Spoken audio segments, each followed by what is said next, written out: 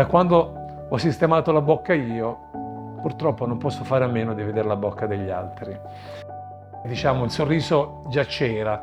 Quello che è cambiato era ovviamente la qualità dei materiali, perché i provvisori sono fatti di materiale, insomma, quelli che sono, mentre i definitivi io avevo optato per una soluzione intermedia, cioè una soluzione intermedia premium. All'epoca c'era questa linea, o meglio, avevo prenotato per la Superior, che, se mi permettete, consiglio a tutti perché sono molto più, cioè sono molto esteticamente più belli. Lo standard, diciamo, di quello che è, ad esempio, pulizia degli spazi è rimasto tale, cioè molto elevato. La parte della, diciamo, tecnica della masticazione, quella là, si era risolta ovviamente in modo, e quindi quello ho tratto subito vantaggio.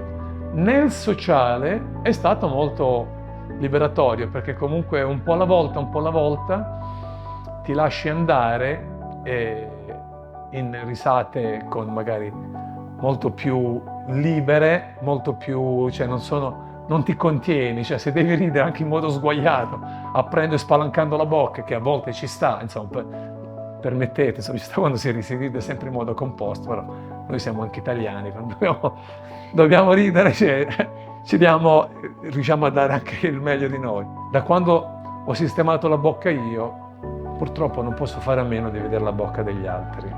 Oltre al fatto che ci sono dei lavori che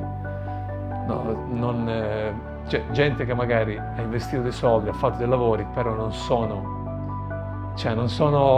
belli come quelli che ho io, che ha mia moglie, o che hanno tutti con i pazienti che sono passati da Palma. Si vede che c'è una bocca ordinata, però denti non molto con proporzione, ponti, quella roba lì c'è. E poi, vabbè, quelli sono i lavori che diciamo noi.